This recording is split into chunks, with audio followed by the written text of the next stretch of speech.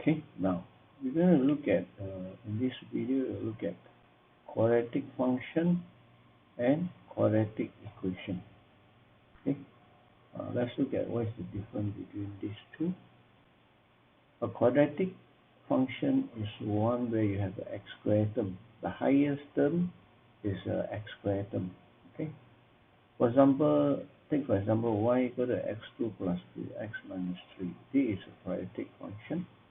Okay, in order to know the shape of this quadratic function, normally we will plot the graph by putting a different value of x into the equation here, this function here, and from there we will obtain the y value, which we will write it in the second row. Okay, so after you obtain this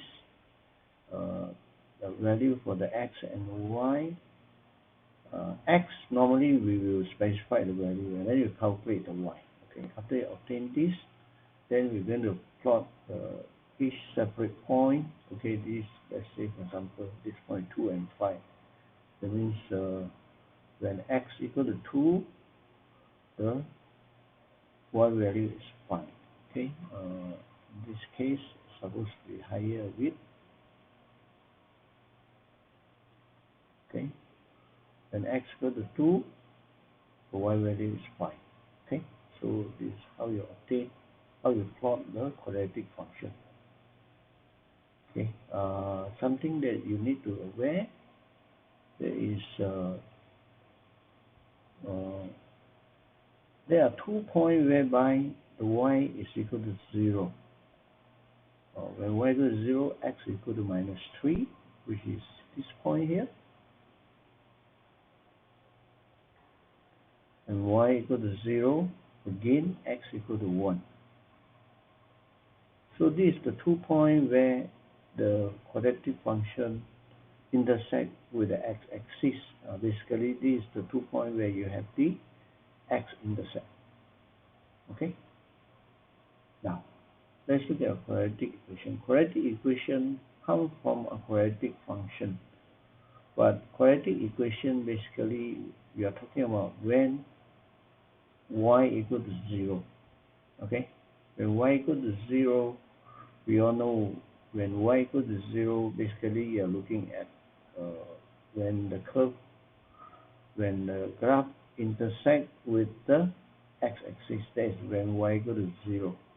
Okay, so when you put y equal to 0, you're actually finding the x-intercept. So from here, you actually, when y equal to 0, this whole thing become a quadratic equation. Then you factorize to obtain x equal to minus 3, which is here. When y equal to 0, then you also obtain the second x value, which is equal to 1. It's here. Okay, so what is a function? That means you have a different value of x, and then you have the corresponding y value. That's how you plot the quadratic function. When you say the quadratic equation, basically you are saying that y equal to 0. When y equal to 0, basically you are looking at finding the x value, whatever value from this equation that you obtain, you are actually finding the x-intercept. You can find this, you can find the x value by factorization. Sometimes you may not able to factorize this part here when this equals to 0. You may use the quadratic formula. Okay, you also can find the x-intercept, the x1 and the x2. Okay, now beside that, actually you also can find the x-intercept by converting this into a completing the square format. In that manner, you will be able to find the maximum and minimum point. Okay, remember, if you convert this into a, you see, in this case, when you factorize, you only find the x-intercept. You couldn't determine the the maximum and minimum point.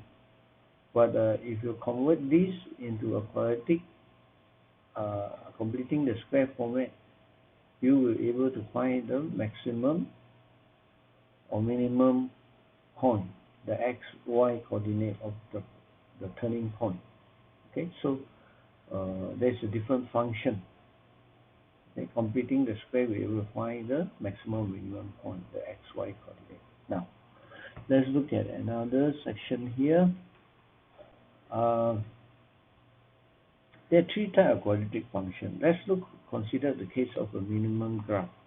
Okay. Okay. Now, what do you notice? You notice that the quadratic function actually intersect at 2 points on the x-axis. Okay. In this case, the quadratic function touches the x-axis. Okay, that means there is only 1 point intersection.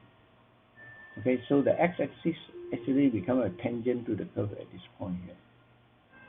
When you consider the intersecting point, there is only one intersecting point.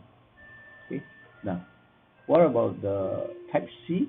Type C here, there is no intersecting point between the quadratic function and the x-axis.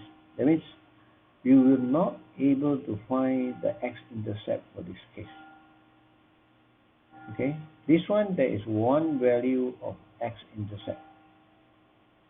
In this case, there are two values of x-intercept. Similar to this is the case where you have two values of intercept.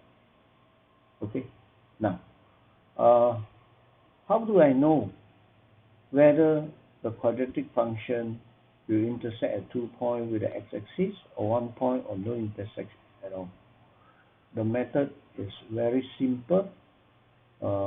We uses the b square minus 4ac bigger than 0. What is this b square, a and c? Basically, you look at this. Okay, the coefficient of x squared is a. The coefficient of x term is b. The constant is c.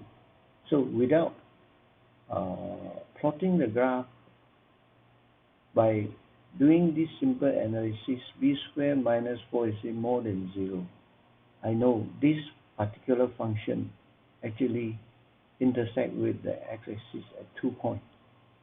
But if, let's say, there's another function and I take the b value squared minus 4ac of the other function, and I notice that they are equal to 0. In this case, I know the quadratic function actually touches the x-axis. Or in other words, there is only one single x-intercept. Okay? These two x-intercept. Now, for example, if I do this checking, let's say there's another function. If I find out that b squared minus 4ac is less than 0, that means this whole thing is a negative value. Then I know the quadratic function doesn't intersect with the x-axis. Okay? Now, let's take for example, let's look at this case here. Let's look at this example here. Now, b squared 4ac, b squared in this b is 2. Okay? So b squared is 2 squared minus 4. Your a is 1. Okay? And then your c is actually minus 3.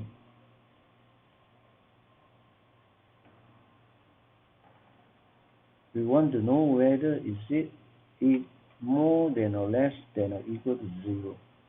So we will simplify it. This 4, this minus, times minus and plus, so it's plus 12. So add together, this becomes 16. It's bigger than 0. Okay? 16 is bigger than 0. Therefore, I know this function, if I have not plot this quadratic function, I know it will intersect